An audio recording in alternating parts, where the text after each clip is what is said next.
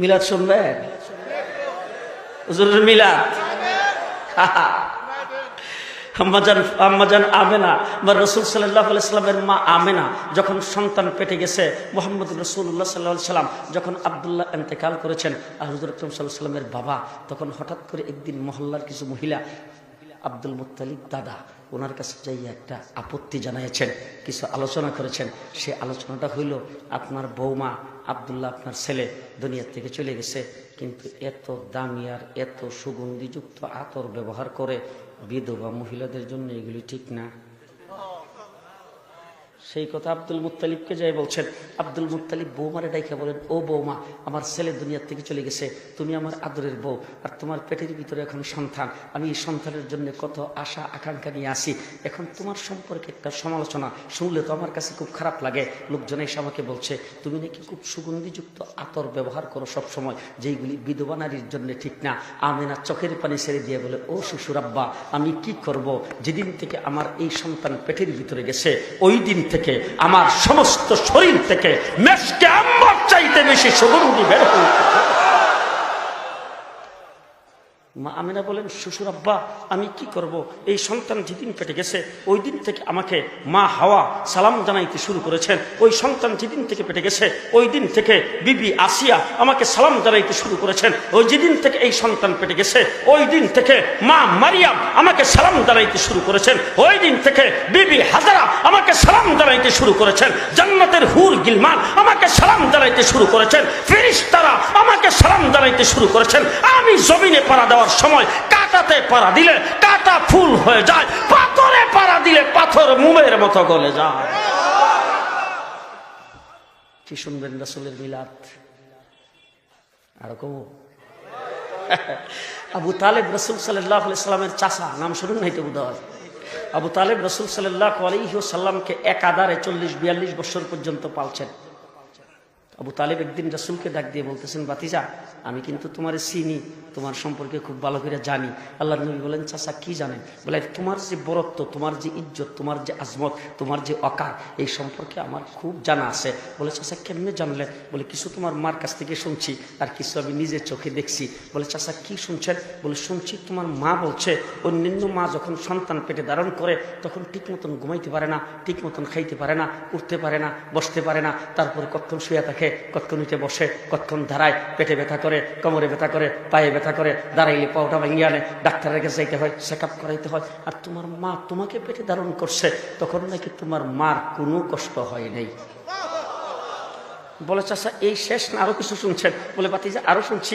তোমার মা বলছে তোমাকে তোমার মা যখন পেটে ধারণ করেছেন হঠাৎ করে একদিন তোমার মা কুয়ার থেকে পানি উঠাইতে গেছে।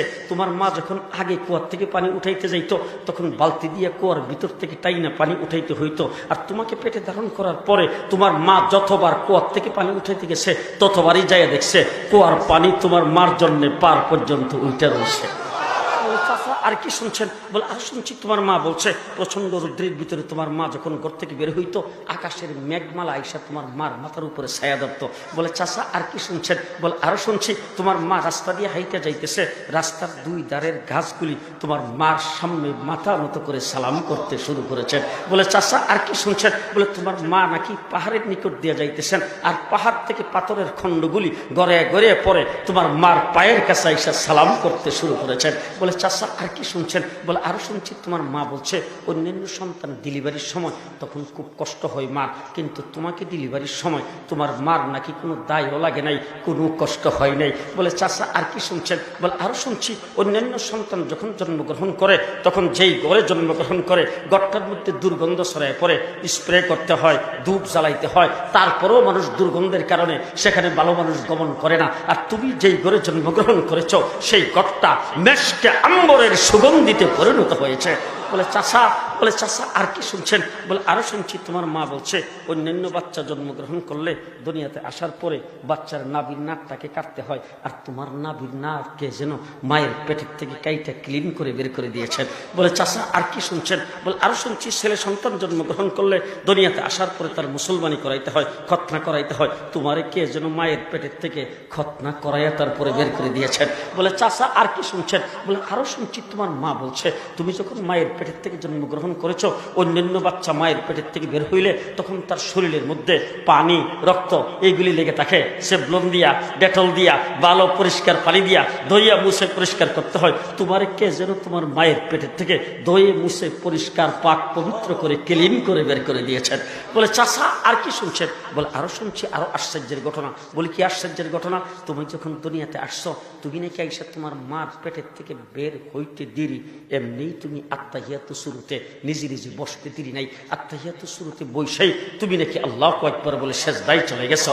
সেজদার মধ্যে যাইয়া তুমি কিছু সময় কাটাইছো, কি যেন বলছো তোমার মা বুঝতে পারে নাই। এরপরে তুমি সেজদার থেকে মাথা উঠাইছো, উঠাইয়া আত্তাহিয়াতু শুরুতে বসে তোমার হাতের আঙ্গুলিটা উপরের দিকে যখন উঠাইছো, উঠাইবার মাত্র তোমার মা দেখে একটা নূর বের হয়ে গোটা জগৎটা আলোকিত হয়ে গেছে। যে নূরের আলোতে তোমার মা রুম আর পারস্যের বড় বড় মহলগুলি দেখতে শুরু করেছেন। বলে চাচা আর কি শুনছেন? বলে এরপরে নাকি তুমি কাঠিয়ে শুইছো, শোয়ার পরে তোমার মা টান দিয়ে তোমাকে কুলে নিয়েছেন। এমন সময় দেখে ঘরের ছাদটা উপর দিক দিয়ে খুলে গেছে। এরপরে ঘরের ভিতরে কুয়াশা ঢুকতে শুরু করেছেন। অল্পক্ষণের ভিতরে ঘরটা অন্ধকার হয়ে গেছে, কুয়াশা আচ্ছাদিত হয়ে গেছে। এরপরে গায়ের থেকে একটা আওয়াজ আসছে, এই বাচ্চাকে কিছু সময়ের জন্য মার চোখের আড়াল করে দেওয়া হোক। হঠাৎ করে তোমার মা দেখে তুমি আর নাই, তুমি তোমার মার থেকে গায়েব হয়ে গেছো। এরপরে একজনে আওয়াজ দিয়ে বলতেছেন, এই বাচ্চাকে উত্তর দক্ষিণ পূর্ব পশ্চিম গোটা জগৎটা ঘুরাইয়া সমস্ত মাখলুকাতের কাছে তাকে পরিচয় করে দেওয়া হোক। এরপরে আর তুমি হঠাৎ করে আবার আমার কুলে আসছো। তোমার মা বলতেছেন তোমার মার কুলে আসছো। কুলে আসার পরে একজনে গায়েব থেকে আওয়াজ দিয়ে বলতেছেন, 1,24,000 পয়গম্বর যত গুণ দিয়ে আল্লাহ পাক সৃষ্টি করেছিলেন, সমস্ত পয়গম্বরের গুণ এই বাচ্চার ভিতরে ঢুকিয়ে দেওয়া হোক। শুধু তাই না, হাইওয়ান, জন্তু, জানোয়ার থেকে শুরু করে আল্লাহ পাক যত মাখলুকাত তৈরি করেছেন, সমস্ত মাখলুকাতের ভালো গুণগুলি এই বাচ্চার ভিতরে ঢুকিয়ে দেওয়া হোক। বলে চাচা আর কি শুনছেন? বলে আরেকটা আমি নিজে দেখছি। বলে আরো আশ্চর্য। বলে এটা কি? বলে তুমি সুবে সাদেকের সময় জন্মগ্রহণ করেছিলে। সুবে সাদেকের সময় তখন যখন সূর্য উদিত হয়েছে, আমরা তোমাকে ঘরের ভিতরে রাখছি সূর্যের তাপ যেন না লাগে। এরপরে যখন সূর্য অস্ত চলে গেছেন, আকাশে চন্দ্র উঠছে, তখন আমরা তোমাকে বের করে খোলা আকাশের নিচে মুক্ত হাওয়া খাওয়ার জন্য ঘরের বাইরে সেখানে তোমাকে শোয়াইছি। তুমি শুইয়া এইভাবে একটু কন্দন করতেছিলে আর হাত পাগুলি নাড়তেছিলে। আমি দেখতেছি চাঁদটা আকাশ থেকে তোমার দিকে আসতেছে। যখন আস্তে আস্তে আস্তে আস্তে আস্তে আস্তে দেখি যখন কাছাকাছি চলে আসছে, তখন চাঁদ তোমার উপর পড়ে যায় কিনা, কোনো বিপদ হয় কিনা, এই জন্য আমি চিৎকার করে ফেলেছি। কিন্তু একটু মুহূর্তের মধ্যে একটু পরে তাকাই দেখি চাঁদ তোমার উপর পড়ে নাই। তুমি যে হাত পাগুলি এইভাবে নাড়তেছ, তোমার হাত আর পায়ের নাড়ার সাথে চাঁদ তোমার সঙ্গে খেলা করতে শুরু করেছে। মুহাম্মদুর রাসূলুল্লাহ সাল্লাল্লাহু আলাইহি সাল্লামের বিলাদ কোন ভাষায় আমি আপনাদের সামনে পড়ব? আমিনা তো বাচ্চাটা কোলে নিয়েছেন, কোলে নিয়ে বাচ্চার দিকে তাকিয়ে বলতেছেন, আল্লাহ, আমি জীবনে কত সুন্দর মানুষের চেহারা দেখছি, এত সুন্দর চেহারার মানুষ আমি আমিনা জীবনে কোনোদিন দেখি নাই। যখন এই কথা বলছেন, পরবর্তীতে আসছে হালিমাতুস সাদিয়া বাচ্চা নেওয়ার জন্য। আয়েশা আমিনারে ডাক দিয়ে, আমিনা তুমি দেখলে খুব দূর দেখছো, তুমি তো মক্কা নগরীর গৃহিণী, এই জায়গার থেকে তুমি আর তো বেশি মানুষকে দেখো নাই। আমার কাছ থেকে শোনো, আমার এলাকা, আমার মহল্লা, আমার ইউনিয়ন, আমার এলাকার লোকজন বাচ্চা পালন করাই তাদের কাজ। আর তোমাদের মক্কা হইল রাজধানী, এই রাজধানীর বড় বড় ব্যবসায়ী, বড় বড় ধনী মানুষ, মন্ত্রী, মিনিস্টার, বড় বড় সচিব, বড় বড় ব্রিগেডিয়ার, তাদের বাচ্চাগুলি কিন্তু আমরাই লালন পালন করি। অসংখ্য অগণিত বাচ্চার চেহারা আমি দেখছি, নিজেও লালন পালন করছি। তোমার মক্কা নগরীর বড় বড় মন্ত্রী, মিনিস্টার, ধনী ব্যক্তিদের বাচ্চা আমরা লালন পালন করছি। হাজার হাজার বাচ্চার চেহারা আমি দেখেছি, মানুষের চেহারা দেখেছি। আমি হালিমা বলতেছি, এত সুন্দর চেহারার মানুষ আমার জীবনে কোনোদিন দেখি নাই। যখন এই কথা বলছেন, আব্দুল মুত্তালিব আসছে। আয়েশা কো, হালিমা তুমি খুব দূর দেখছো, তুমি তো যাদেরকে লালন পালন করো তাদেরকে দেখো। আমি শামে যাই, ইরাকে যাই, তারপরে পৃথিবীর বিভিন্ন দেশে যাই। শুধু তাই না, আমি তো মক্কার মুতাওয়াল্লি, বাইতুল্লাহ শরীফের মুতাওয়াল্লি। এইখানে হাজার হাজার লোকজন সারাদিন জিয়ারত করার জন্য আসে, তাদের বাচ্চারাও আসে, তাদের চেহারা দেখি। এরপরে আমি মুতাওয়াল্লি হওয়ার কারণে জার ফুক দেওয়ার জন্য তোমার আমার কাছে নিয়ে আসে, কত বাচ্চা কুলে নিয়ে জার ফুক দেই আর কত কিছু বলি। আমি লক্ষ লক্ষ মানুষের আর বাচ্চাদের চেহারা দেখে আমি আব্দুল মুত্তালিব বলতেছি, এর চাইতে সুন্দর চেহারার মানুষ আমি কোনোদিন দেখি নাই। এরপর তো কমু, হ্যাঁ, এবার জিবরাইল আমিন এসে ডাক দেখো, আব্দুল মুত্তালিব তুমি খুব দূর দেখছো। আপনারা যারা ভিআইপি আপনারাও সুবহানাল্লাহ কইেন। জিবরাইল আমিন ডাক দিয়া বলে, আব্দুল মুত্তালিব তুমি কতদূর দেখছো? শামে যাও, ইরাকে যাও, মক্কায় যারা আসে তাদেরকে দেখো। আমার কাছ থেকে শোনো, গোটা সৃষ্টি জগৎ পৃথিবী চক্কর দিতে আমার মুহূর্তের প্রয়োজন হয়।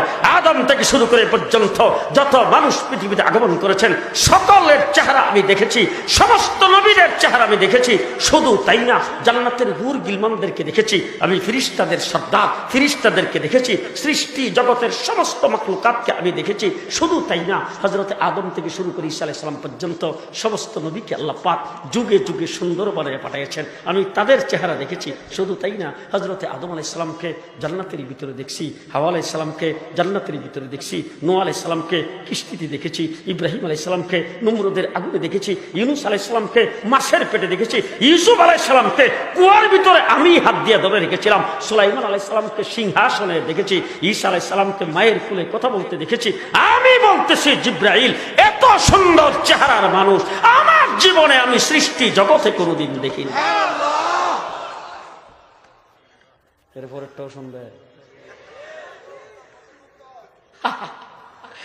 আল্লাহ রাব্বুল আলামিন ডাক দিয়ে বলেন, জিবরাইল তুমি দেখবা কোথা থেকে, আবার আমার কাছ থেকে শোনো, আমি রাব্বুল আলামিন মুহাম্মদের চাইতে সুন্দর কাউকে সৃষ্টি করি নাই।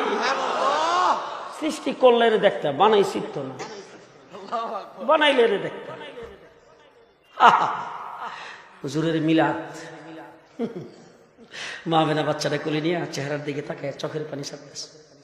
মা বেনা কান্দো কেন? বলে কান্দতেছি এত সুন্দর চেহারার বাচ্চা দেখে তো আমি খুব খুশি, কিন্তু একটা জিনিসে মনের ভিতরে দুঃখ লাগছে। বলে কি দুঃখ?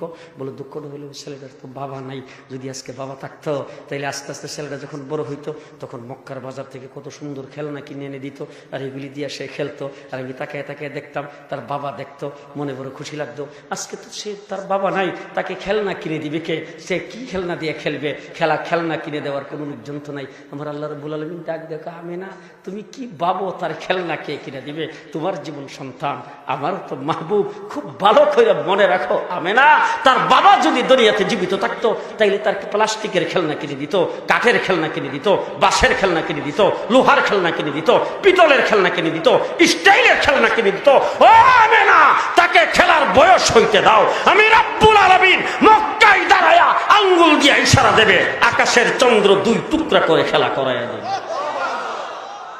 মুহাম্মদুর রাসূলুল্লাহ সাল্লাল্লাহু আলাইহি সাল্লামকে তো দেখি একটা অলৌকিক ঘটনা দেখাও তো। আমার নবী সাল্লাল্লাহু আলাইহি ওয়াসাল্লাম খোলা আকাশের নিচে দাঁড়ায় আঙ্গুল দিয়ে ইশারা দিছে, আকাশের চন্দ্র দুই টুকরা হয়ে গেছে। সুবহানাল্লাহ! কি এর দুনিয়ার খেলনা দিয়ে খেলবে? আঙ্গুলের ইশারায় আকাশের চন্দ্র দুই টুকরা করে খেলা করাই দেবে। আমার ভাইরা, ছোট সময় দেখতাম আমাদের দেশে সিমের বিচি হাতে নিয়ে একজন আরেকজন কইতো, এ কত দিকে জুন্না বেজো, জুন্না বেজো। আবু জেহেল রাসূলের সামনে এসে একদিন বাতিজা কত দিকে আমার মুডের ভিতর কি আছে, মানে জুন্না বেজো। আল্লাহর নবী ডাক দিয়া কো, আল্লাহ খেলা কেমনে দেখায়? আল্লাহর নবী ডাক দিয়া কো, চাচা আমি না কইয়া মুডের ভিতরে জিরা আছে হিডে কইয়া দে। হুজুর আঙ্গুল দিয়ে ইশারা দিছে, মুঠের ভিতরে পাথর জবান খুলে গেছে, লা ইলাহা ইল্লাল্লাহর কালিমা পড়তে শুরু করে দিয়েছে। মুহাম্মদুর রাসূলুল্লাহ সাল্লাল্লাহু আলাইহি সাল্লামের মা চোখের পানি ছাড়তেছে আর বলতেছে, হায় রে, তার বাবা যদি আজকে জীবিত থাকতো কত খুশি হইতো। আস্তে আস্তে ছেলেটা বড় হইতো, আঙ্গুলে ধরে ধরে হাঁটাইতো, কত জায়গায় নিয়ে যাইতো, কত জায়গায় ঘোরাফেরা করাইতো। আজকে তার বাবা তো দুনিয়াতে জীবিত নাই, তার ঘোরাফেরাই বা করাইবার মতো মানুষও তো নাই, সে তো ইতিম হইয়া দুনিয়াতে আসছেন। আল্লাহ ডাক দেখা, আমেনা তুমি কি চিন্তা করো, তার বাবা যদি জীবিত থাকতো কোথায় ঘুরাইতো? হেরামের ভিতরে নিয়ে যাইতো, বাইরে নিয়ে যেত, পাহাড়ের উপরে নিয়ে যেত, নিচে নামাইতো, অলিগুলিতে নিয়ে ঘুরাইতো। ও আমেনা, আমার মাহবুবকে ঘোরাফেরার বয়স হইতে দাও। মক্কা থেকে আঙ্গুলে ধরে টান দেব, সাত আসমান পাড়ি দিয়ে আরশ কুরসি লৌহ কলম ঘুরাইয়া আমার দরবার নিয়ে বসায়া। মুহাম্মদুর রাসূলুল্লাহ সাল্লাল্লাহু আলাইহি সাল্লামকে আঙ্গুলে ধরে ঘুরাইলে তার বাবা কোথায় ঘুরাইতো? তার ঘোরার বয়স যখন হবে আমি কোথায় নিয়ে যাব? সেই নবী মুহাম্মদুর রাসূলুল্লাহ সাল্লাল্লাহু আলাইহি ওয়াসাল্লামের উম্মত খুশি না বেজার? আরো জোরে।